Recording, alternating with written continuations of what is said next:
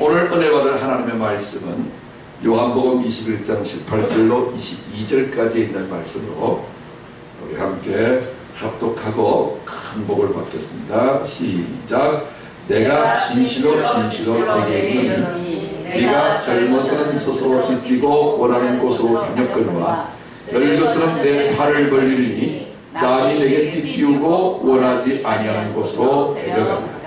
이 말씀을 하시면 베드로가 어떠한 죽음으로 하나님께 영광을 돌릴 것을 가리키시니라.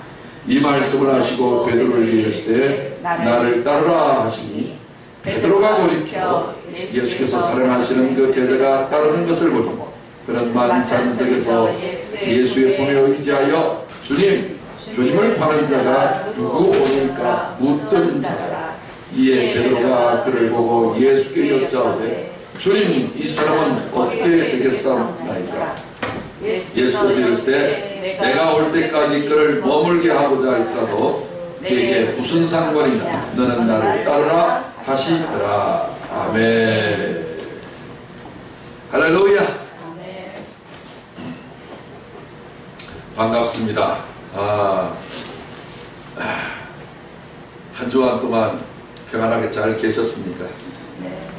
하나님의 은혜로 눈동자같이 우리를 보호하시고 갈기병아리를 날개 아래 모으듯이 하나님께서 우리를 품어주시고 모아주셨기에 이렇게 편안하고 무사한 모습으로 다시 보게 되게 하신 하나님의 은혜를 감사합니다. 오늘 저는 요한복음 21장 18절로 22절 방금 합독에서 우리가 읽었던 이 본문을 가지고 주 따르는 자격이라는 제목으로 말씀을 전하고 복을 받으려고 합니다. 주님은 수고하고 무거운 짐진 자로 다 내게로 오라 내가 너를 쉬게 하리라. 다 오라 해놓고 뭔 또 자격을 운운하고 있냐, 이런 이야기를 할 수 있습니다. 아주 돈 많은 청년이 성경에 있었는데 그 돈 많은 청년은 부모의 상속을 받았는지 청년 시절에 아주 갑부였습니다. 그래서 그는 돈이 많으니까 이 땅 위에서는 부족함이 없었습니다. 이 세상에는 하나님과 같은 존재가 바로 돈이니까요. 그래서 사람들이 계속해서 이제 돈 이렇게 돈 때문에 울고 돈 때문에 웃고 로또 복권 당첨되면 인생 역전 뭐 이런 단어도 몽롱하게 나부터 돌아다니고 있죠. 이거는 사행심을 조장하는 도막 같은 요소가 있다고 해서 정부가 처음에는 권장하지 않았는데 정치를 하고 여러 가지 사회 기금을 마련하려 하다 보니까 오히려 정부가 나서서 이것을 주관하고 주도하는 그런 좀 이상한 어떤 면모를 우리가 지금 이제 보고 있습니다만, 이 돈이라고 하는 것은 참 이 땅 위에서는 그 정도 힘이 있고 능력이 있는 것 같습니다. 그러나 겉으로만 그렇지 속으로는 그렇지 못합니다. 왜 그러냐면 돈이 많으면 좋은 상하 침대는 살 수 있어도 잠을 살 수는 없습니다. 저희 일본에 재벌로 살았다가 돌아가신 일본 외삼촌 오사카에서 두 번째 가는 재벌이었지만 그런 잠을 하루에 3시간밖에 못 자요. 돈 계산하느라고. 하나님께서 사랑하는 자에게 뭘 주신다? 잠을 주시잖아요. 먹을 것은 아무거나 먹어도 잠은 바로 자야 됩니다. 잠 못 자면 그것처럼 고통스러우시거든요. 돈이 이 땅에서 육체적으로는 겉으로는 하나님처럼 군림하지만 진정인 한 값어치는 돈 가지고는 결코 살 수 없고 생명을 연장시킬 수 있는 능력도 돈에는 없습니다. 그렇지만은 또 돈이 없이는 또 살아갈 수가 불편하기 짝이 없고 그러다 보니까 우리는 계속해서 갈등을 느끼며 살아가고 있습니다. 그런데 이 청년 시절 때의 그 당시에는 요새는 청년 재벌도 있지만 옛날에는 청년은 재벌을 할 수 있을 만한 시간이 짧아서 안 되는데 부모의 상속을 받아서 가꾸렸습니다. 그래서 어떻게 하여야 내가 영생을 얻을 수 있을 것인가? 보이는 것은 내가 돈으로 다 해결할 수 있는데 보이지 아니하는 세계가 있는 것을 내가 아는데 이 보이는 세계가 다 하고 나면 보이지 않는 세계가 문제가 되는데 내가 그것은 영생을 얻어야 될 거 아닙니까? 어떻게 해야 되겠습니까?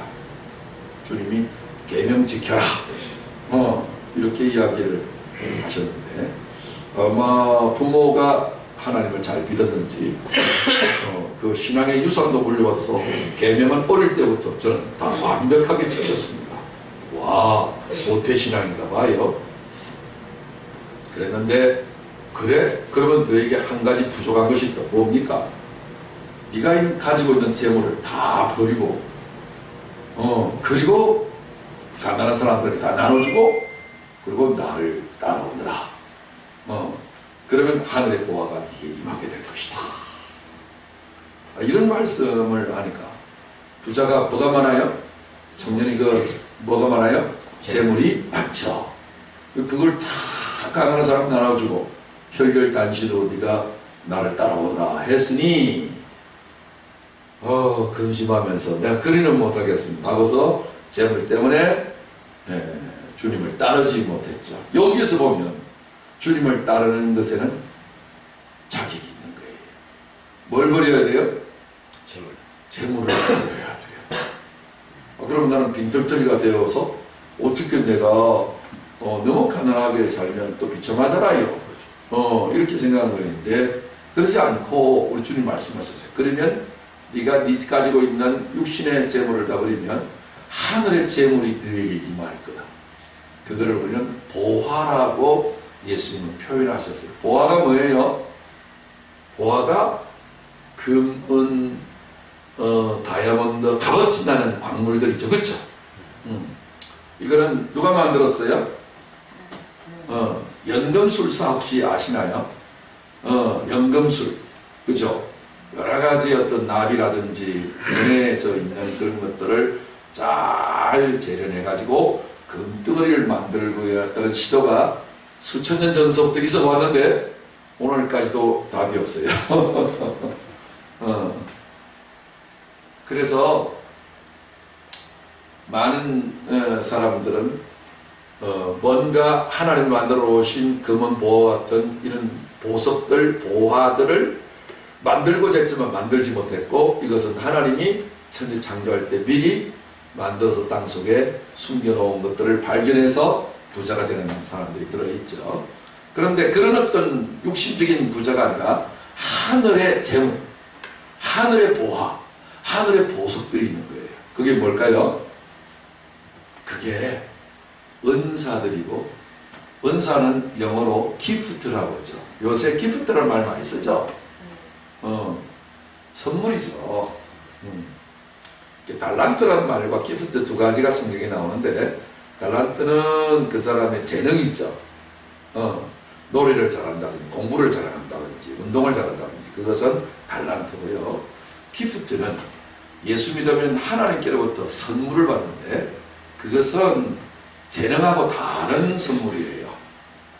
그것은 나는 원래 그런 종류의 사람이 아닌데 갑자기 하늘의 능력, 하나님의 능력이 나타나요. 그거를 성경에서는 은사라는 단어를 쓰는데 이거를 영어로는 기프트 이렇게 되어 있어요. 내가 어떤 노력의 대가로 말미암아서 되어지지 않는 순수 100% 하나님의 선물. 그게 임한대요. 할렐루야. 그러면 주님을 온전히 따라갈 수 있는 자격증이 발생합니다. 하늘의 능력이 없이는 여러분 예수 믿기가 어려워요. 신앙생활 하기 힘들다, 어렵다, 쉽다. 많은 사람들이 다 어렵다라고 하죠. 신앙생활을 하기 어렵다는 말은 새빨간 거짓말이에요. 신앙생활은요 불가능해요. 근데 많은 사람들은 성경에 하라고 했으니까 열심히 하나님을 믿고 섬기려고 애쓰고 있는데요. 그게 하나님의 의도를 몰라서 그래요. 성경을 문자대로 가면 안 돼요. 성경에는 뭐 기도해라, 성경을 읽어라, 온갖 신앙생활의 요구가 많잖아요. 율법적 요구가. 그런데 그거는요, 원래 의도는요, 하라는 게 아니에요. 한번 해보라는 거예요. 여러분이 생각해 볼까요? 제 말이 옳을까요? 제가 지금 설교하는 말 옳을까요? 제가 틀린 말을 하겠어요? 저는 여기 내 목숨을 걸어요. 그러니까 틀린 말 안 하겠죠? 여러분들은 그럴 리가 아니요, 진짜예요. 성경 기록되어 있는 모든 십계명을 비롯한 모든 계명들은 우리가 할 수 있다, 할 수 없다? 할 수 없어요. 할 수 있는 것 같이 보이겠지만 할 수 없는 거예요. 하나님의 판단과 기준과 척도에는요, 턱없이 미달돼요. 그래서 하나님께서 그렇게 하라, 서로 사랑하라, 살인하지 말라, 미워하지 말라, 막 이렇게 말씀했죠. 하라와 하지 말라가 있겠죠. 그것은 우리가 하라는 것을 할 수 있다는 것이 아니고 하지 말라는 것을 할 수 없다는 게 아니라, 사람은 두 가지를 다 할 수 없어요. 그런데 하나님께서 그렇게 명령해 놓은 것은 너희가 한번 해보라는 거예요. 해보면 할 수 있다, 할 수 없다라는 결론이 나와야 나와요. 그러니까 할 수 없다는 결론이에요? 할 수 있다는 결론이에요? 할 수 없다는 결론으로 시인하고 고백하게 만드시려고요. 그 고백을 하는 자, 그래서 최고의 고백을 하는 자가 누구냐면은 사도 바울이에요. 이 바울은 성경에 613가지의 계명이 있는데, 구약에 모든 계명을 흠도 점도 하나 없이 다 100% 완벽하게 지켰어요. 그랬는데 주님을 만나고 난 뒤로부터 주님이 율법을 강화시켜 놓으신 주의 율법이 있었어요. 근데 그 주의 율법도 한번 지켜보려고 애를 써봤어요. 서로 사랑해라, 이런 거죠. 내가 너희를 사랑한 것처럼 너희도 서로 사랑하라. 그런데 미운 놈 걸리고 그냥 진짜 막 분노 유발자들 있잖아요. 저 사람만 쳐다보면, 저 사람 말만 한번 들어보면 괜히 그냥 성질나는 사람 있잖아. 이런 사람들을 참아내기가 너무너무나도 힘들죠. 아이고, 하나님은 천사를 보내갖고 저런 사람 안 잡아가나, 저런 사람 안 잡아가나, 이렇게 될 만한 너무너무 힘든 사람들이 있어요. 그렇죠? 이런 사람들 참아내기가 어렵죠. 근데 그것도 주님이 이것까지 참으라 했으니 한번 참아보려고 애를 썼는데 참아지나요? 안 참아지죠. 그래갖고 오호라, 나는 곤고한 사람이로다. 이 사망의 몸에서, 이 한계에 부딪히는 몸에서 누가 나를 건져내랴, 괴로워하면서 나는 할 수 없다고 막 탄식하는 가운데 주님이 딱 나타나셔가지고 네가 할 수 없는 것을 내가 해주마. 이래가지고 주의 은혜를 받아가지고서 기프트를 받아갖고 그냥 세상에 자기가 할 수 없는 것을 다 할 수 있게 되었고, 그렇게 미운 사람들, 미운 사람은 사람이라 하지 않고 미운 물건이라 그러죠. 아이고, 그런 사람들까지 다 참을 수 있는 사람으로 변화가 됐어요. 할렐루야. 아멘. 그러니까 보세요. 인간의 신이 주신 명령은 인간이 할 수 있다, 할 수 없다? 없다. 할 수 없다 할 때에 하나님은 하세요. 너는 본다함으로 속용되었기 때문에 나는 아무것도 볼 수 없습니다 하면 주님이 눈을 띄워주는 거예요. 할렐루야. 다 반대로 되어 있는 거예요.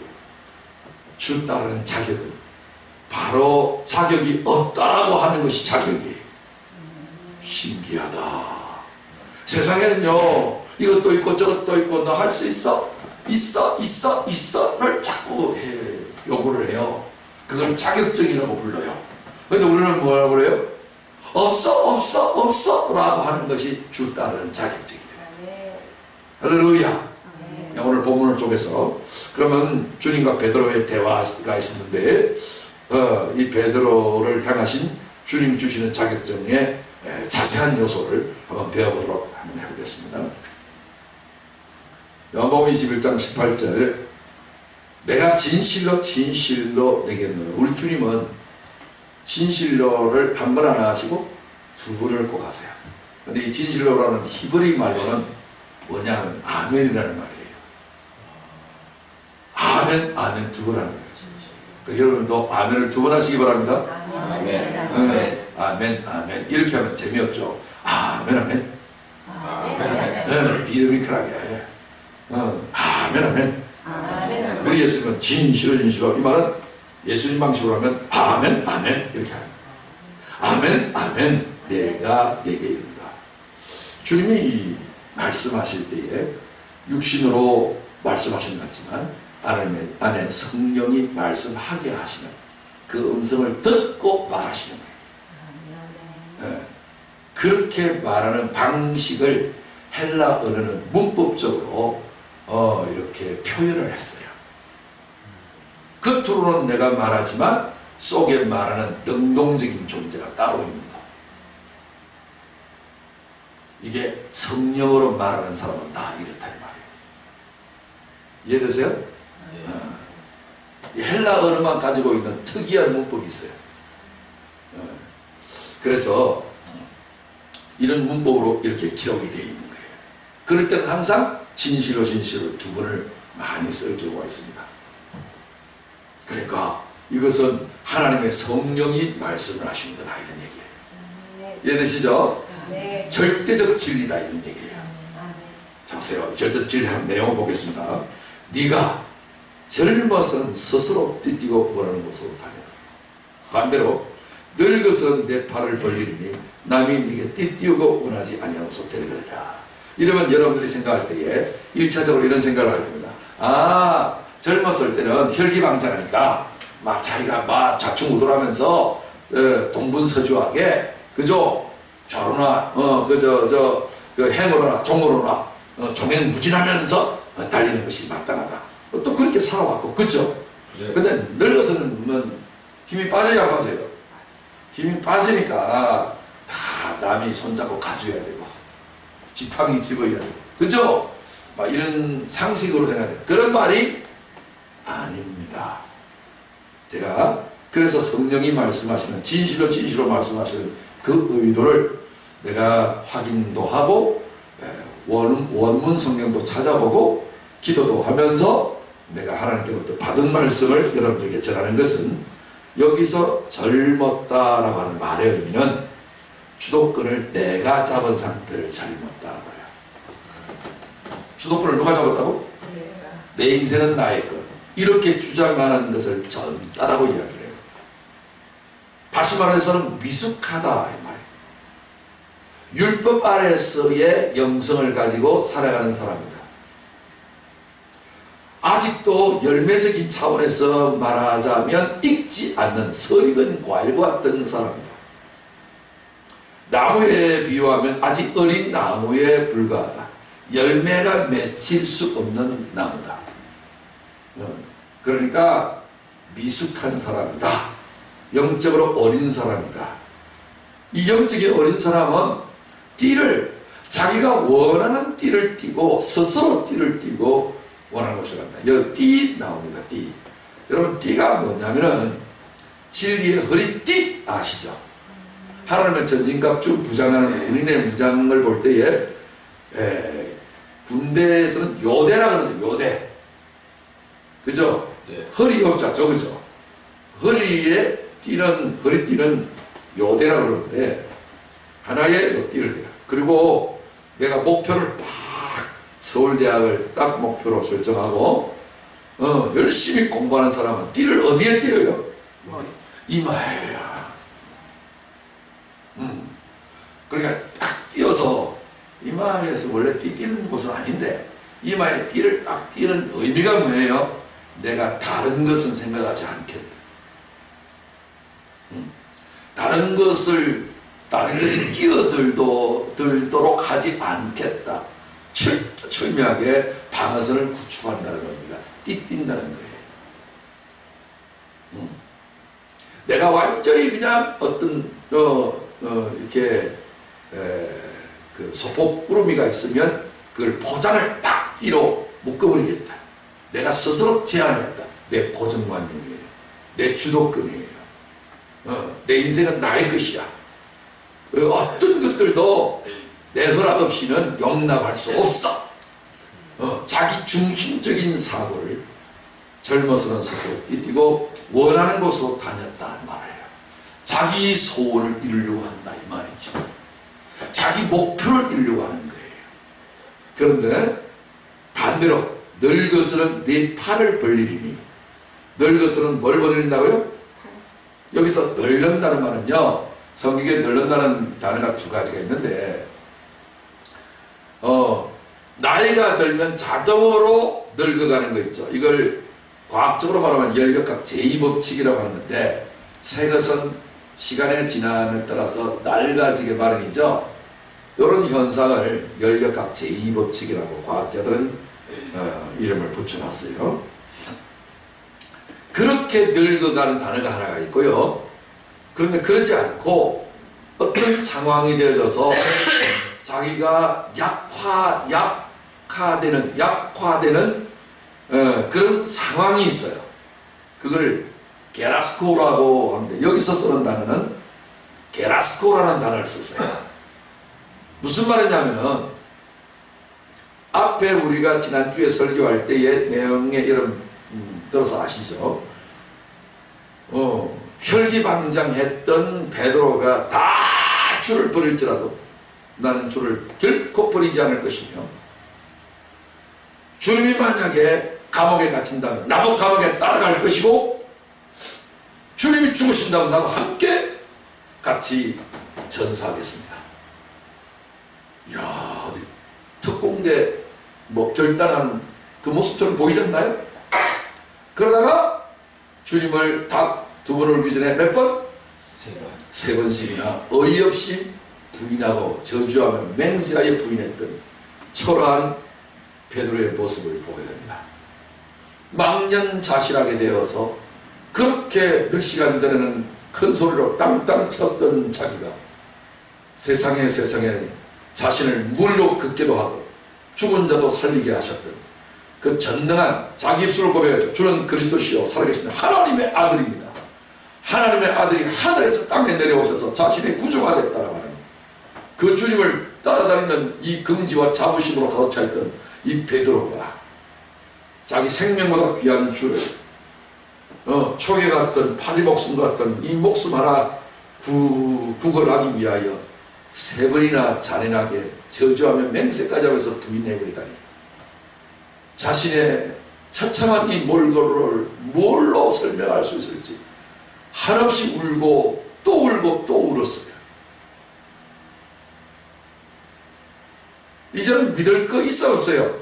자기 의지 믿을 수 없죠. 그래서 의지가 다 빠져버리고 힘이 다 빠져버리고, 주님이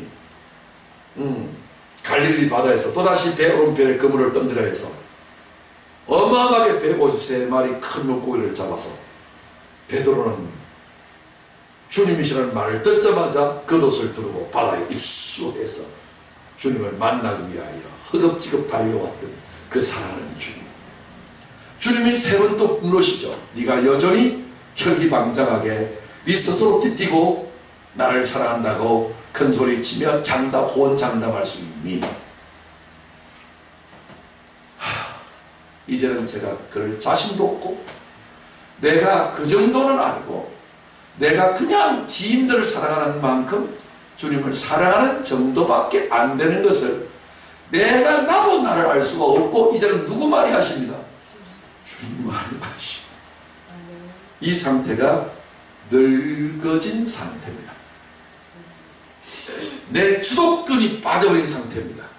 내 혈기방장하고 자신감이 충만했던 상태가, 그 기운이 빠져버린 상태를, 그 혈기가 빠져버린 상태를 여기서는 게라스코라고 하는 늙었다는 말을 씁니다. 이게 예수를 따를 수 있는 자격이 되는 거예요. 내가 할 수 있다가 아니라 할 수 없다. 나는 기도할 수 없고, 나는 성경을 읽을 수도 없고, 나는 예배할 수도 없고, 나는 서로 사랑할 수도 없고, 나는 내 마음 하나도 내가 제대로 간수할 수도 없는, 너무나도 나약한, 너무나도 자신감 없고, 너무나도 부족한 사람입니다. 이 상태를 늙었다, 게라스코라는 말을 했는데 한글 성경은 늙었다라고 하는, 인생이 세월 따라 흘러가는 늙었다라고 하는 말로 번역을 조금 약하게 했습니다. 요즘에는요, 야, 내 나이가 어땠어? 100세 인생.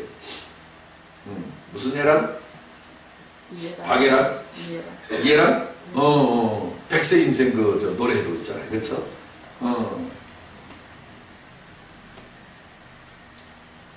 90살에 자기를 부르러 온다면 내가 알아서 갈 테니 너무 답답하지 말라고. 옛날에는 60만 돼도 60을 못 채운 사람들도 부지기수였고요. 60만 채워도 야, 너 성공했다고 잔치를 베스레를 줄 만큼 단명했어요. 제가 루마니아 갔더니 집시촌들이 있었는데요. 그들은 10대만 되면 결혼을 하거나 아니면 아이를 낳아요. 그리고 살아봤자 40세 정도밖에 못 살고요. 50세를 못 넘겨요. 단명이에요. 생활과 환경이 열악하죠. 정부가 주민등록도 안 해줘요. 그 유럽 전용 지역에 그 많은 나라들에 분포되어서 흩어져 가고 있는데, 우리는 그 사람들을 위해 선교했던 기억이 나는데요. 여러분, 여기서 말하는 늙었다는 말은 나이가 70이 되고 이제 80이 됐다, 그런 말이 아니에요. 그것도 늙었다라고 할 수 있고, 그건 생물학적으로 늙은 걸 말하고요. 여기 게라스코라는 말은 자기 의지적으로 늙었다는 거예요. 이제는 모든 것에 뭐가 없다고? 자신감이 없다. 지난주에 영상 하나 보셨죠? 거기에 흑인 배우 있었죠, 유명한. 그 프리맨 있었죠. 목은 그 프리맨. 이분이 40년째 교도소 생활을 해서 이제 그 다시 그 가석방 심의 기간이 10년마다 한 번씩 주어지게 되는데 20년째 실패했고 30년대도 실패했고 몇 년? 작가는요, 그거는 소설로 썼기 때문에 실제는 아닙니다. 소설에서 나온 작품인데 40년, 성경의 40수는 무슨 수? 예, 고난의 완성수예요. 40일 금식이고요. 늘 이렇게 40일 만에 니느웨가 무너지리라. 그쵸? 이 40을 많이 이야기하고 있습니다. 그래서 40년째 심의 그 조정 기간을 했는데 그때 성공을 하죠? 왜? 이제 나이가 40이 되니까 머리도 흰머리가 희끗희끗하고 젊었을 때 교도 들어왔다. 그러면서 이야기하는 것이 내가 그때 왜 그런 나쁜 짓을 하고 무기징역을 받았는지, 종신형을 받았는지, 그쵸? 이제 그놈은 어디 갔는지 흔적도 없다. 요겁니다. 이 상태가 게라스코 늙어진 상태예요. 그래서 무죄방면이 아니라 가석방을 해주는 거예요. 40년에 추록을 하는 거예요. 종신형인데. 늙었으면 네 팔을 벌리는 거예요. 여러분, 팔은 왜 벌려요? 팔을 벌린다고요. 왜 팔을 벌려요? 띠를 띠려고요. 허리띠를 띠려면요, 팔을 벌려야 되잖아요. 자기가 저 띠를 띠면은 이렇게 팔을 벌리지 않고 자기가 이렇게 끼우 맞추면 되는데, 남이, 그죠? 남이 니게 띠 띄우고 원하지 않으면서 데려가리라. 남이 띠 뚫려면요, 팔을 가지고 있으면 띠를 못 띠잖아요. 발 위에 띄울 수는 없으니까. 그래서 팔을 벌리는 거예요. 팔을 벌리는 사람이 한 분 계셨죠? 누구? 예수님이에요. 십자가 달릴 때 팔을 벌렸어요. 왜 팔을 벌렸어요? 십자가. 많은 사람들은 이렇게 이야기해요. 불교와 기독교를 비유하면서.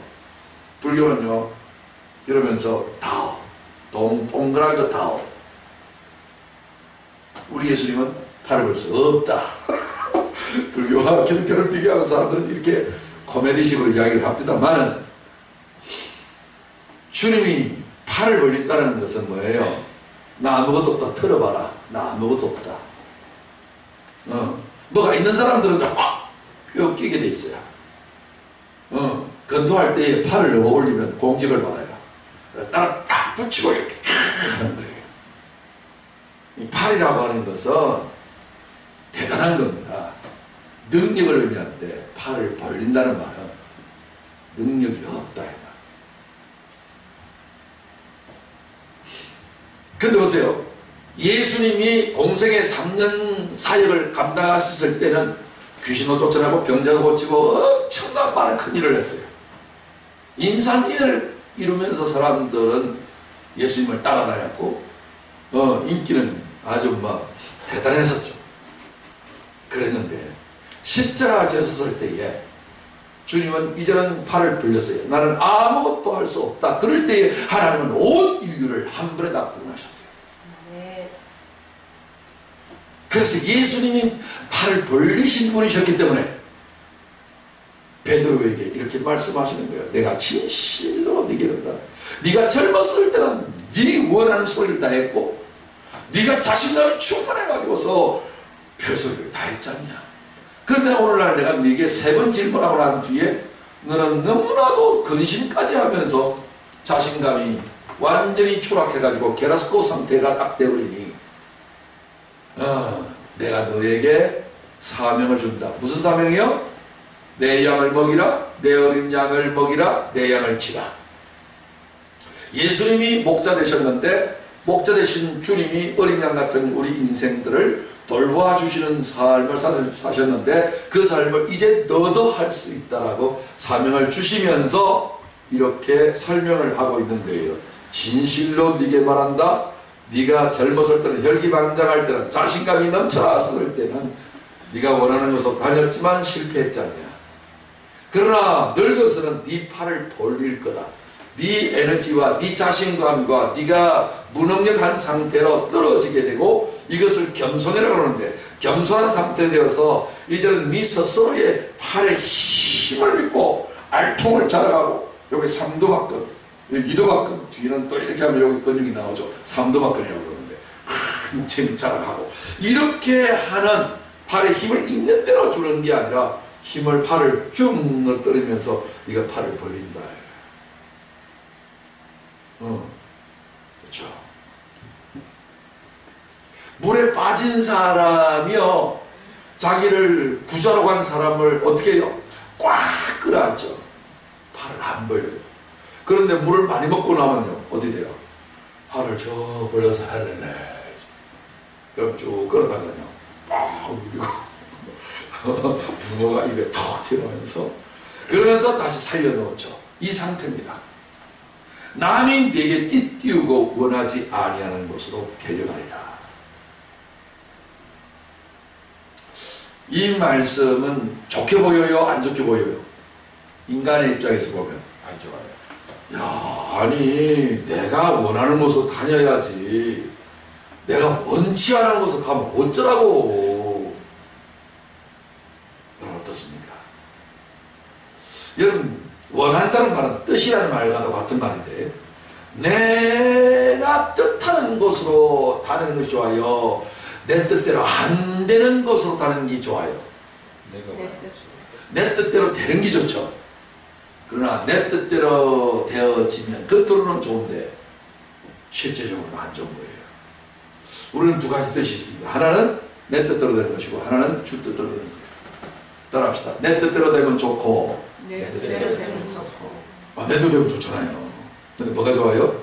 육이 좋아요. 땅이 좋아요. 인간이 좋아요. 근데 내 뜻대로 안 되면 따라요. 내 뜻대로 안 되면 내 뜻대로 안 되면 안 좋고 아니요. 더 좋고 더 좋고 여러분 좋은 게 좋아요? 더 좋은 게 좋아요? 더 좋고 할렐루야.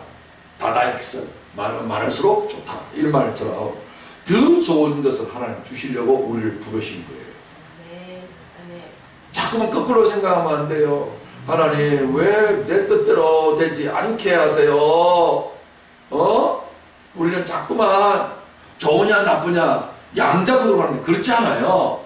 주님은 우리를 부르신 이유는 우리를 고생시키려고 하는 게 아니고요.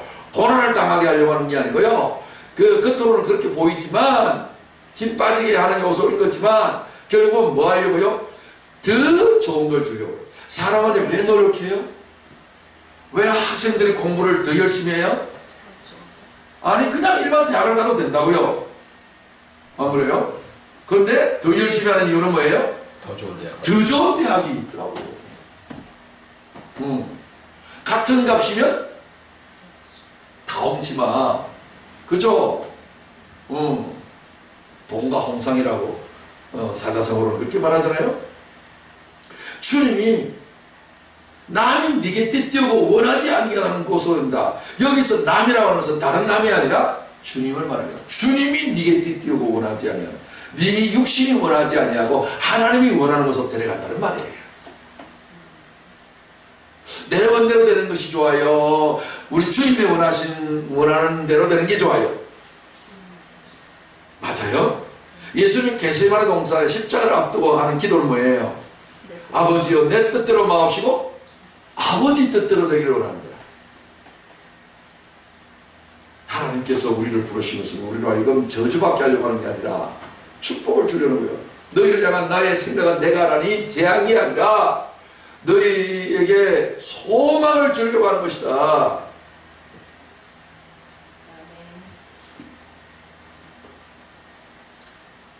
이 말씀을 하시면 베드로가 어떠한 죽음으로 하나님께 영광을 돌릴 것을 가르치시리라. 이 말씀하신 뜻이 뭐라고요? 베드로 보고 뭐한다? 죽는다. 이 부분을 가지고서 만든 영화가 있는데 코바디스라는 영화 혹시 보셨어요? 코바디스라는 말은 무슨 뜻이냐면 주여 어디로 가시나이까? 그런 뜻이에요. 이 영화의 맨 마지막 장면이 백미인데 로마에 베드로가 갔어요. 핍박이 일어났어요. 네로의 폭군 네로가 하여튼 기독교인들을 다 잡아 죽이는 그런 가운데서 많은 기독교인들이 잡혀서 죽어요. 그럴 때에 베드로 당시는 중요한 사람이니까 이 로마를 빠져나가서 로마를 빠져나오는데 주님이 딱 나타나요. 너 어딜 가느냐? 그래서 주님이 나타나셔가지고 그냥 이렇게 어디를 가시는 거예요. 그래서 주님 어디로 가십니까? 주여 어디로 가시나이까? 이게 이제 코바디스라는 말인데, 그랬더니 주님이 하시는 말씀이 나는 네가 버리고 온 십자가를 지러 로마에 들어간다 이러는 거예요. 아니 주님 가시는 곳이면 뭐든지 따라가겠다라고 주 따라가는 인생이 베드로였는데 주님을 로마로 가시는데 지는 자기는 로마에 빠져나와. 그래갖고 지팡이를 딱 꽂아놓고 예수님을 따라 로마에 들어가서 순교를 당할 때에 어떻게 했어요? 십자가에 거꾸로 매달려 순교했던 그런 일화가 있잖아요. 그것을 영화로 만들었어요. 아주 히트친 10개와 같은 그런 종류의 수준에 대한 영화가 코바디스라는 영화인데 수십 년 전에 상영했던 그런 영화였죠. 이 대목을 가지고 추론을 해서 그런 영화를 만들었는데 그런 말이 아닙니다, 여러분. 그런 말이 아니에요. 실제적으로 베드로가 로마에서 순교를 했다 하더라도 그것을 염두에 두고 하는 말이 아니에요. 이 말씀을 하시면 베드로가 어떠한 죽음으로 하나님께 영광을 돌릴 것을 가르치십니다. 이렇게 됐죠. 어떠한 죽음이냐. 여기서 말하는 죽음이라는 단어가 다나토스라는 말을 씁니다. 뭐라고요? 다나토스. 다나토스를 이렇게 붙이면 됩니다. 다나토스. 이 다나토스라는 죽음이 있는데 네크로스라는 죽음도 있고 다나토스라는 죽음이 있는데 여기서 말하는 다나토스 죽음이라고 하는 것은 그냥 목이 딱 잘려가지고서 죽는 죽음을 말하는 게 아니에요. 그런 죽음을 하는 게 아니라 어떠한 죽음으로 하나님께 영광을 돌릴 것을 가르치십니다. 여기서 말하는 죽음은 자아의 죽음을 말합니다. 뭔 죽음이요? 자, 자아 상실 이런 말 들어보셨죠? 자아를 심리적인 용어로 에고라는 말을 써요. 에고이즘 이 말이 있어요. 에고이즘. 에고이즘이라는 말은 이기주의자, 에고이스트, 뭐 뒤에 어떤 단어를 보여주시던데 이기주의자, 이렇게 에고이스트, 바이올리니스트 이렇게 하듯이 에고이스트 이렇게 하면 이기주의자가 되고요. 에고이즘 하면 이기주의가 되는데 민주주의, 공산주의, 이점이죠. 이점. 에고, 나 혼자만 아는 사람, 남을 배려하지 않고 내 중심적인 사람, 이런 사람을 하는데, 여러분 아무리 이타적이고 남을 배려하고 사랑이 많고 봉사정신이 투철한 그런 사람이라 할지라도 하나님의 나라에서 입장해 볼 때는 에고이즘일 수 있습니다. 왜 그래요? 그 모든 것은 다 자기의 영광을 위해 살아가는 자입니다. 주님의 영광을 위해서 살아가는 사람을 말하는 게 아닙니다. 어떠한 죽음으로 죽어야 하나님께 영광이 돌아가냐고요. 인생에 한 번 태어나면 반드시 한 번은 반드시 뭐한다? 죽게 마련이잖아요. 그런 죽음은요, 개죽음이에요. 와석종시라는 거예요. 꼬랑꼬랑 늙어서 그냥 연력학 이 법칙에 의해서 죽어버리는 거예요. 모든 만물이 다 그래요. 제가 산에 올라가서 기도하는데 여러 가지 나무를 베고 여러 가지 정리를 하고 이렇게 해요. 사람들은 왜 자연을 갖다가 훼손하느냐 이렇게 이야기를 하는데 저는 그렇지 않았습니다. 그런 인간적인 입장에서는 내가 좀 훼손을 할 수 있다고 볼 수 있어요. 그러나 성경에 보면요, 어차피 제가 만나는 그 산에 있는 모든 나무들이나 풀이라든지 모든 기구들, 심지어는 돌멩이까지도요 다 썩어서 문드러져서 없어지더라고요. 다 허무에 굴복하고 썩어지면 종로를 하더라고요. 시간이 지나가니까요.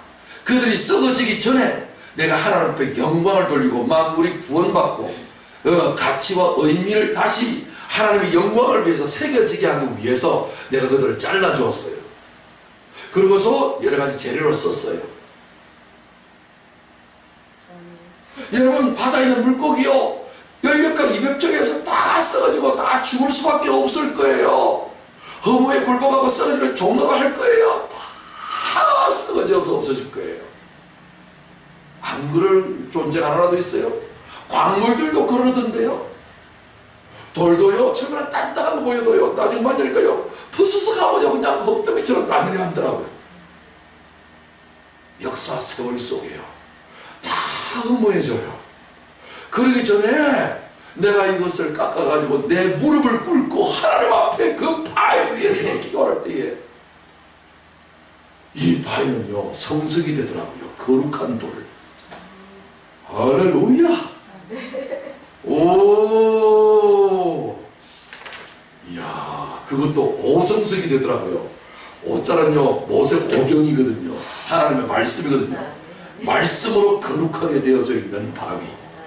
이게 예수 그리스도의 바위 아닙니까? 갑자기 오성석이라는 사람의 그 이름이 저 한 사람으로 인해 가지고서 갑자기 하나님의 거룩한 이름으로 확 둔갑을 한다고요. 따라합시다. 믿는 사람을 만나면, 믿는 나를 만나면 다 복받습니다. 왜 그래요? 창세기 12장에 아브라함을 하나님 부르셔서 내가 너를 복등이라 부르겠다. 천하 만민이 너로 인하여 다 뭘 받으리라? 복을 받으리라. 그런데 그 아브라함의 믿음을 하나님께서 예수님을 통하여, 아브라함의 자손인 예수님을 통하여 우리에게도 그대로 주셨어요. 아브라함의 하나님이 누구의 하나님 되셨다? 나의 하나님이 되셨네. 그러므로 아브라함의 복이 나한테도 있어요, 없어요? 있어요. 그래서 나 맞는 사람은 다 복 받는다. 옆 사람 읽어줘요. 시작. 나 맞는 사람은 다 복을 받는다. 이게 진리라는 말이에요. 나만 나는 나무들은 다 복 받고, 나만 나는 돌 바위들은 다 복을 받고, 나만 나는 풀과 모든 짐승들, 심지어는 모기까지도 복을 받아. 할렐루야. 모기는요, 잡혀 죽어야 지가 복이 돼. 야, 내가 내 피를 모기한테 헌납한 것도 더 들어있는데. 이 세상 모든 만물이 하나님의 아들을 기다린다고 로마서 8장에서 써놨어요. 그런데 믿음이 없는 사람들, 육에 속한 사람들은 이 세상의 삼라만상에 있는 모든 피조세계에 대한 모든 부분들을 그냥 있는 모습 그대로의 가치를 부여하려고 하는데 그렇지 않습니다. 내가 사는 것도 하나님의 영광이 되지만 내가 어떠한 죽음으로 죽는 것마저도 하나님 앞에 영광이 되도록 하나님 모든 것을 만들어 놓으신 거예요. 그냥 개죽음하지 말아요. 영광의 죽음을 죽을 수만 있다면 이보다 더 가치 있는 것은 없어요. 권세 중에 최고의 센 권세가 사망 권세거든요. 모든 사람들은 사망 아래에다 지배를 당하거든요. 권세자들도 부자도 젊은이도 상관없이 사망 앞에서는 맥을 못 춘단 말이에요.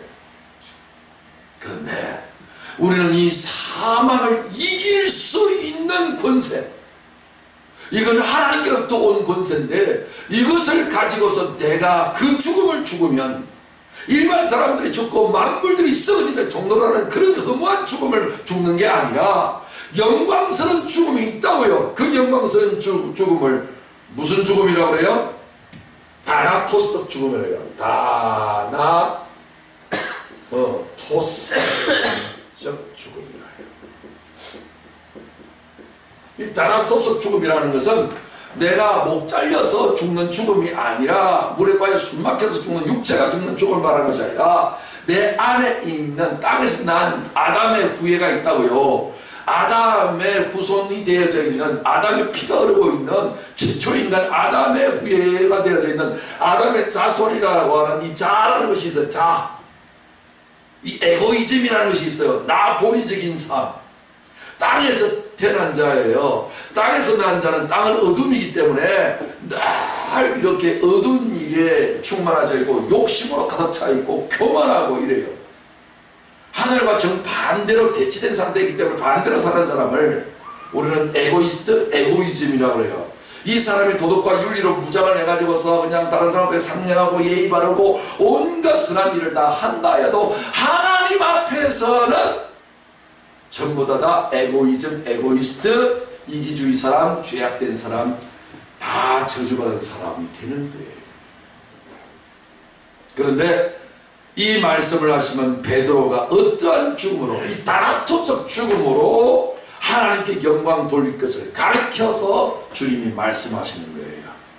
그러니까 젊어서 육체적 생물학적으로 젊어서 늙어서가 아니라 영적으로 게라스코스된 상태가 되었을 때, 네 자아가 이제는 힘이 빠졌을 때에 나는 나 자신을 쇼생크 탈출에서 나오는 그 프리먼이 40년째에 다시 갱생위원회를 통해서 심사받았을 때 내가 젊었을 때 혈기방장해갖고 남을 갖다가 그냥 막 죽여가지고 내가 종신형을 받아서 이 교도소에 와했던 그 어리석었던 그 젊은이는 어디 갔는지 내 안에서 다 사라져버리고 없어. 가서 딱 성인 옆으로 도장을 팍 찍는 것을 여러분 보셔야죠. 그 상태의 죽음을 죽으면 하나님이 영광을 받으십니다. 여러분 선교지 가가지고 여러 가지 어떤 지하단체에 그런 어떤 테러 집단들에게 잡혀가지고 선교하다가 순교하는 사람들도 영광스러운 것이긴 하지만 그런 어떤 육체적인 순교의 영광스러운 그보다도 덜 영광스러운 죽음이 어떤 죽음? 이 내 안에 있는 자아의 상실적 죽음을 말해요. 내 자아가 죽는 거예요. 내가 게라스코 상태에 떨어지는 거예요. 아니 아직도 내 안에 혈기가 있고 내 안에 욕심이 있고 내 안에 미움이 있고 내 안에 뭔가가 내 뜻대로 하고야 말겠다라고 하는 어떤 자아의 사기춘천한 그런 요소가 있는 것은 하나님 앞에 영광은 돌리기는커녕 하나님을 슬프시게 하고 하나님을 괴롭히는 거예요. 그래서 오히려 하나님의 아들 예수님을 저주하고 3번씩이나 맹세하여 부인하는 결과를 가져오는 거예요. 그러나 이제는 주님, 나도 나를 어찌할 수 없는 나입니다. 내가 한치 앞도 내다보지 못하는, 나는 소경된 사람이고, 나는 주님이 나를 돌봐주지 아니하시고 주님이 나를 챙겨주지 아니하시고 주님이 나를 인정해주지 아니하신다면 나는 내가 주님을 사랑할 수 있는 자신마저도 내가 없는 사람입니다. 이런 자아의 상실과 내 자아의 죽음을 주님 앞에 고백을 한다면 하나님께서는 이런 다나토스적 이 죽음을 하나님이 가장 기뻐하시고 영광을 받으시는 거예요. 이렇게 되시면 주님이 그래? 내가 이제 너의 띠를 띄워줄게. 네가 네 스스로 띠를 띠는 게 아니라 네가 네 스스로의 결심으로서 네가 살아가는 게 아니라 내가 너에게 띠를 띄워줘서 내가 너를 이끌어 줄게. 가장 좋은 것으로 데려가 줄게. 네가 원하지 아니하는 곳이지만 네 육신이 원하는 곳이 아니지만 네 영이 원할 거야. 네가 이 땅에서 있는 존재는 원하지 않지만 하늘에 있는 존재는 너무나도 원할 거야. 이 말씀을 베드로는 제대로 알아듣는지 못 알아듣는지 장면이 갑자기 바뀌어갖고 20절에 베드로가 돌이켜. 왜 돌이켰을까요? 왜 주님을 자꾸만 나만 갖고 그래? 이러는 거야. 베드로가 돌이켜 예수께서 사랑하시는 그 제자가 다른 것을, 아니 주님은 지금 베드로에게 말씀하셨는데 따르는 결단은 누가 했다? 요한이 하는 거예요. 오 마이 갓. 네가 젊었을 때는 네 원대로 걸었다. 뭐 당연하지. 늙었으면 네가 팔을 벌리게 될 거고, 사람이 네게 띠를 띄워서 네가 원하지 않는 곳으로 들어간다. 그 말은 베드로 눈치 있는 사람이라, 야 결국 나 죽는다는 말 아니냐? 아니, 자기 죽는다는 말을 주님이 하시는 것을 눈치챈 베드로가 할렐루야 하겠어요? 근심이 되고 염려가 되고 걱정이 됐겠죠. 그럴 때 자기만 있었던 것이 아니잖아요. 그 주위에 제자들 다 있었잖아요. 그래가지고서 주님 왜 자꾸 나만 가지고 그래? 무엇을 말할 때마다 베드로는 저야 제일 먼저 손든 사람이잖아요. 사람들이 너희는 나를 누구라느냐? 저야 제일 먼저 다가가는 사람이 항상 베드로였거든요. 근데 이 마지막 순간에 네가 원하지 않는 것을 데려가리라 이 말씀을 하면서 죽는다는 말이구나. 원하지 않는 것이 뭐예요? 죽는 것이잖아요. 여러분 사형수가요, 지가 마지막 사형 때 몇 번 하는데 느낌이 이상해요. 그날만 되면. 왜요? 자기 육신은 잘 모르겠는데 그 안에 있는 영은요, 지 죽으면 나를 알거든요. 희한하게 똑같이 몇 번 면회 왔었을 때는 몇 번 할 때는요 괜찮더니 사형 집행하는 그날 때는요 반항할까봐 안 알려줘요. 그냥 다른 날과 같이 때리는데 직감적으로 그걸 안 돼요. 마지막에 다가가구나. 주님이 지금 말씀하시면 너를 죽음으로 지금 데려간다는 거예요. 원하지 않는 것을 네가 데려가리라. 사람들이 네게 띠띠우고 네가 늙었을 때는 팔을 벌린데 이렇게 해주겠다. 그러니까 베드로가 눈치가 빠르잖아요. 눈치가 구단이잖아요. 그러니까 내가 늙어서는 지금은 안 죽지만 늙어서는 나를 결국은 죽음으로 데려가려고 주님이 작정하시고 그렇게 하셨구나. 주님이 네가 부인한다 그러면 주님이 정확하게 부인하고, 주님이 네가 원치 않으면서 사람들이 너를 데려간다 그러면 내가 또 죽음으로 이끌려 가는구나. 나는 죽겠구나. 그런데 주님 왜 자꾸 나만 가지고 그러지? 하고서 돌이켜서 뒤를 딱 돌아보는 순간에 그 말 듣자마자 누가? 요한이라는 제자가, 그 요한은 제자로 설명했죠. 그런 만찬석에서 예수의 품에 의지하여 주님을 파는 자가 누구오니까 묻던 자라. 이 성경을 지금 쓰고 있는 자가 누구예요? 요한이죠. 요한이니까 자기가 쓰고 있으니까 자기가 이름을 댈 수가 없으니까 자기라는 사람을 읽어보는 독자로 하여금 알게 하려고 이렇게 한 거예요. 이해가 되시죠? 그래서 성경 본문을 쭉 읽어보면 주님을 파는 자가 누굽니까? 하고서 요한이가 묻는 내용이 나오거든요. 그러니까 나다. 그러니까 베드로가 돌이켜 예수께서 사랑하시는 그 제자, 이 말은 뭐예요? 요한이 따르는 것을 보리라고 하는 말이에요. 그 알리바이를 제공해 주는 거예요. 그러니까 주님이 말씀은 베드로에게 하셨는데 따르는 사람은 실행은 요한이 하고 있으니 세상에 잔치를 벌리는데 남이 그 잔치상을 다 받아먹는 이런 일이 이제 벌어지기, 자기는 망설였단 말이에요. 죽는다는 말에 겁이 나갔고. 그래서 이 베드로가 그를 보고 예수님께 물었습니다. 주님, 이 사람은 어떻게 되겠사옵나이까? 주님, 이 사람은 어찌 되겠습니까?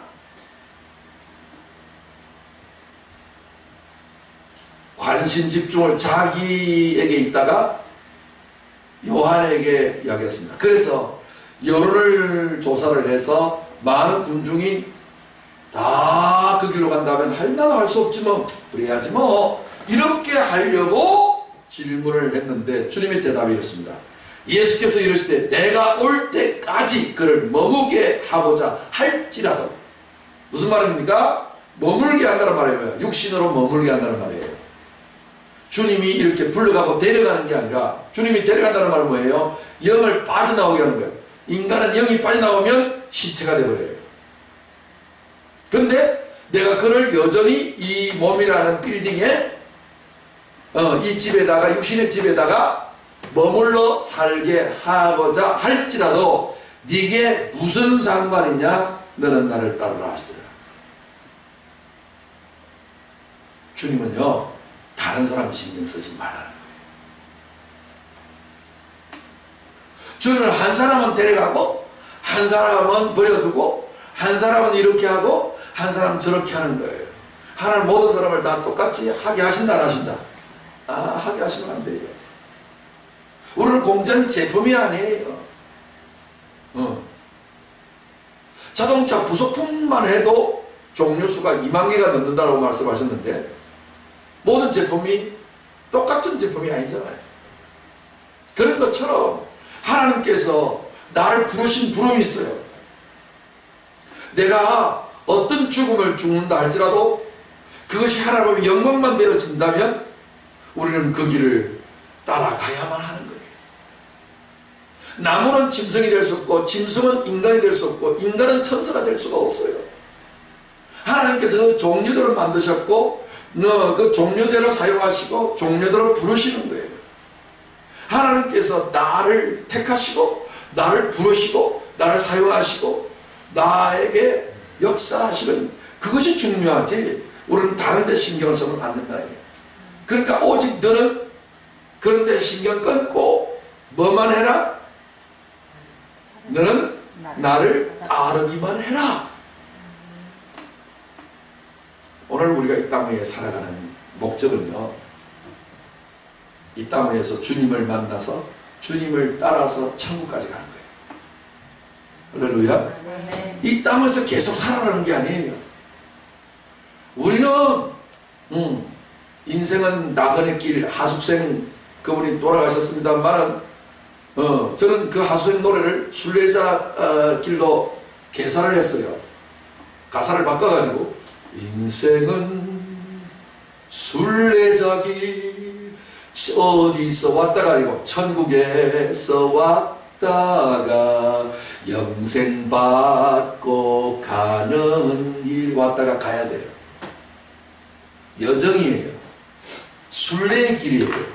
나그네는요 정치 없이 가는 것이고요, 순례자는요 온 목적이 있기 때문에 목적을 달성하고 온 곳으로 되돌아가는 자가 순례자예요.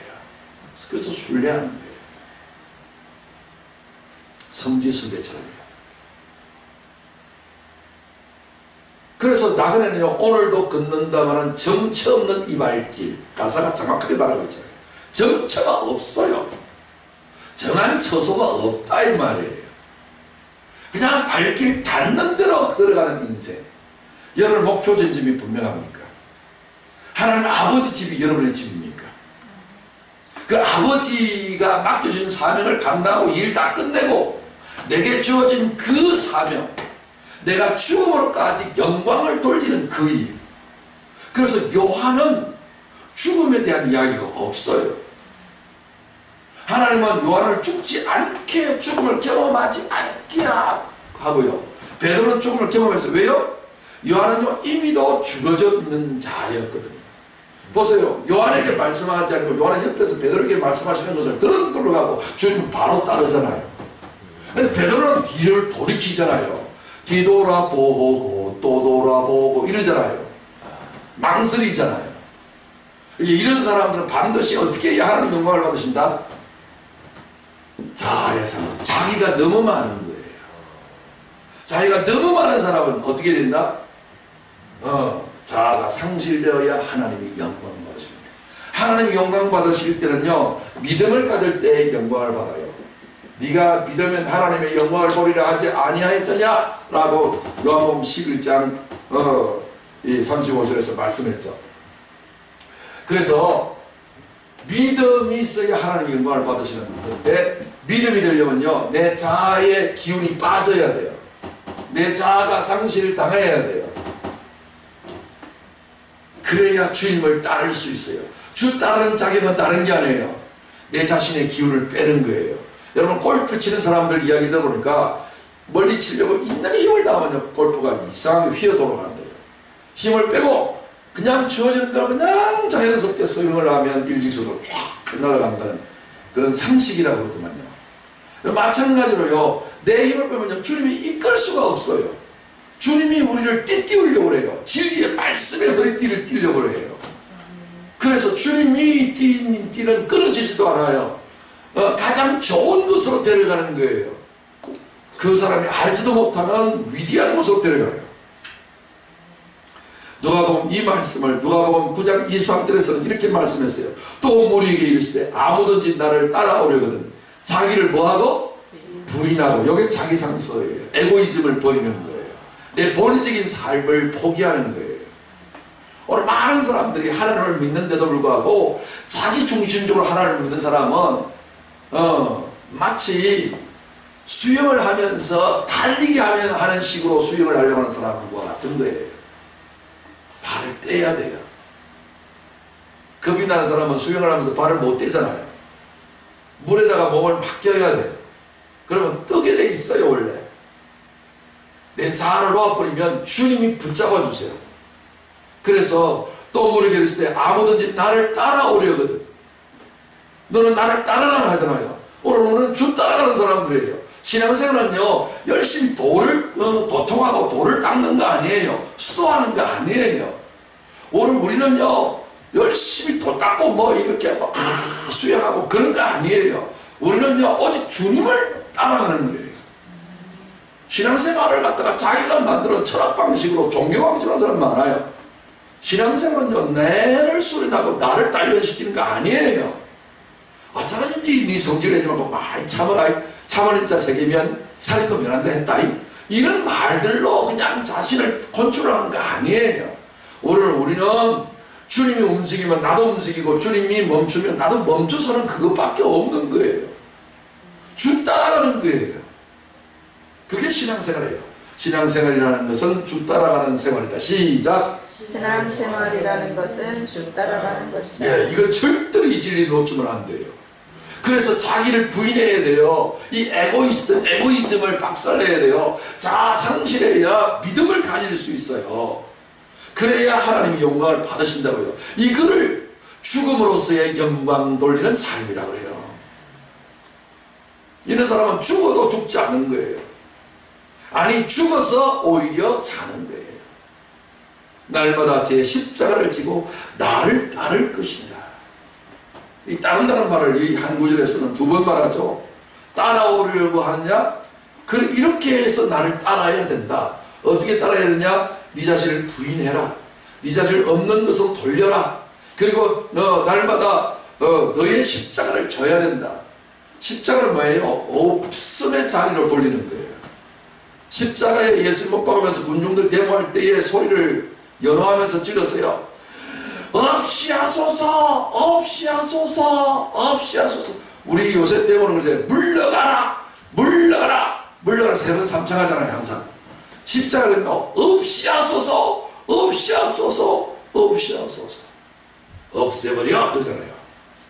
이게 자상실을 그래요. 없애버리는 거예요.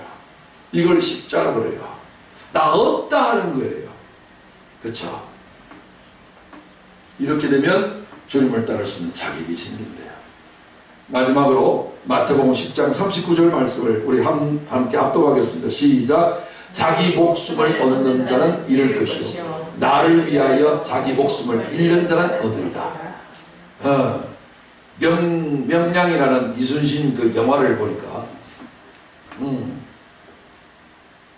아직도 살고자 하는 자들이 있다니 통탄할 일이로다 그러면서 누구죠? 그 최민식 그 배우가 그렇게 소리 지르는 목소리가 지금 눈앞에 선한데 그걸 한자성으로 고치면 생적필사요 사적필생이다. 생적 그렇죠. 살고자 한즉 반드시 필자, 반드시 죽을 사자, 반드시 죽는다. 그러나 반대로 죽고자 한다면 반드시 산다. 그래서 가장 어려운 해전, 명량해전 23번 중에 가장 어려웠던 해전이 명량해전인데 거기에서 대승리를 거두게 되죠. 근데 오늘 우리는 이걸 갖다가 그대로 이순신이 말했던 것처럼 생적필사요 사적필생이다 이렇게 하라는 말이 아니에요. 그런 말이 아니라 여기에 핵심 게 하나 있어요. 핵심 단어가 나를 위하여, 예수를 위하여. 여기가 결정적인 것이에요. 오늘 많은 사람들은요, 위대한 성인군자들은 생적필사요 사적필생이라는 말을 자주 써요. 군대도 그래요. 다 그렇게 이야기를 해요. 2판 4판 공사파이다 이러면서 일단 한번 해보자. 죽기 아니면 까무러치기다 이러면서 막 해요. 저는 그렇게 이야기하는 것이 아니라 그렇게 하되 누구를 위하여? 예수를 위하여, 진리를 위하여, 말씀을 위하여, 하나님을 위하여, 내 영을 위하여, 내 껍데기를 위하여서 하는 게 아니에요. 예수님을 위하여 해야 된대요. 예수님은 뭐예요? 예수님은 하나님이에요. 예수님은 말씀이 육체가 되어 오신 분이에요. 그래서 예수님은 말씀 육체가 불러요. 그러니까 오늘날 말씀 육체가 된 것은 오늘 우리가 육체를 가지고 있잖아요. 그래서 이 채점 하나 빼고 말씀은 영이라고 그러죠. 붙이면 영체예요. 하나님의 계획은요, 우리로 하여금 영체로 만들어주고 이것이 하나님께서 우리를 위해서 예비는 처소라고 해요. 예수님은 내가 너희를 위해서 이 처소를 예비하고 만들기 위해서 내가 갔다가 처소가 완성이 되지면 내가 와서 너희를 내게로 영접하여 나 있는 곳에 너희도 있게 만들어주겠다 라고 약속하셨어요. 아멘? 아멘. 그러려면 오늘 주님을 따라가셔야 돼요. 아멘. 주님을 따라가면 주님이 십자가 지시고 자아를 완전히 상실하죠. 내가 인간적인 자기 목숨이라는 것이 있어요. 여기 성경에는 목숨이 두 가지가 있는데 하나는 목숨이라고 그러고 하나는 생명이라고 불러요. 목숨은요, 땅에서 만들어진 존재를 목숨이라고 그러고요, 하늘나라에서 우리 예수님이 십자가 지시고 부활하심으로 만든 존재를 생명이라고 불러요. 오늘 우리에게는 두 가지의 그 생명이 있는데 하나는 목숨이라는 육의 생명이 있고요, 하나는 생명이라고 하는 영생이라고 하는 영적 생명이 있어요. 여러분 목숨을 버리시고 어차피 안 버려도 여러분은 버림을 받을 거예요. 버림을 받기 전에 여러분 스스로 예수님의 말씀을 믿고 믿음으로 버리시기 바랍니다. 버리면 주님이 주시는 새로운 주님이 띠를 띄워주시는 거예요. 내가 띠를 띄는 것보다도 주님이 띠 띄우시는 것이 훨씬 안전해요. 여러분이 여러분 스스로를 이렇게 양복을 만들기 위해서 자를 제거하면 제대로 재지겠어요? 아니면 전문가가 자를 잘 재갖고 자, 팔 벌리세요. 자로 이렇게 몸 사이즈를 재잖아요. 우리 주님은 여러분들에게 예수 그리스도의 옷을 주시고 예수 그리스도의 몸을 주시고 예수 그리스도의 집을 주시고 하늘나라의 천국의 이 영광을 여러분 몸에 입혀주시려고 여러분의 띠를 끌어버리라는 거예요. 머리에 여러분의 띠를 띠지 말아요. 여러분 허리에 허리를 여러분이 써도 동력을 매지 말아요. 주님이 메어 주실 때까지 주님 메어달라고 기도하시고 요청하시기 바랍니다. 이렇게 하셔서 여러분들은 주님을 온전히 따르시고 주 따라가는 길 험하고 멀다고 느껴질 때도 들어있겠지만 그러나 찬송을 부르면서 주님을 열심히 뒤따라가면 영광스러운 주님 예배하신 천국에 입성할 것이고 이 땅에서 최고의 능력자로 변신되어질 것이고 예수님이 하신 일을 여러분도 하게 될 것입니다. 원수 마귀를 초토화시키게 될 것이고 발로 밟아버리게 될 것이며 여러분들은 못할 것이 없는 사람이 될 거예요. 날마다 주님이 원하시고 주님이 바라시고 주님이 기뻐하시는 그 생명의 길 나를 버리고 주님을 대신 있는 그런 놀라운 축복의 길을 살아가게 되시기를 주님 축원합니다. 오늘 저는 요한복음 21장 18절로 22절을 중심으로 주 따르는 자격에 대한 말씀을 드렸습니다. 오늘 이 18절 한 절만 읽고 우리가 그 통성을 한번 기도하는 시간을 갖도록 하겠습니다. 합독합니다. 시작. 내가 진실로 내게 이르노니 네가 젊어서는 스스로 띠띠고 원하는 곳으로 다녔거니 늙어서는 내 팔을 벌리니 남이 내게 띠띠고 원하지 않는 곳으로 데려가리라. 아멘. 이 시간 기도하겠습니다. 하나님, 내 자아 중심으로 내 중심으로 살았던 삶을 이 시간 내려놓고 이제는 내 자신을 다 버립니다. 주님이 나의 띄워 주시옵소서. 그래서 주님께 묶여있는 삶을 살게 도와주시고 주의 이끌리는 삶을 살게 도와주시옵소서. 내 단단한 내 두 개의 골로 구성되어져 있는 내 머리를 중심으로 살아가는 것이 아니라 내 머리를 버리게 도와주시고 주님이 내 머리 되어 주셔서 주님이 이끌어 주시고 주님이 나를 띠띠워 주셔서 주님이 이끌으시는 대로 살아갈 수 있는 자 되게 도와주시고 영생 복락을 누리고 예수님처럼 사는 삶이 주어지게 해달라고 이 시간 우리 주님 이름 세움으로 통성하기도 합니다. 주님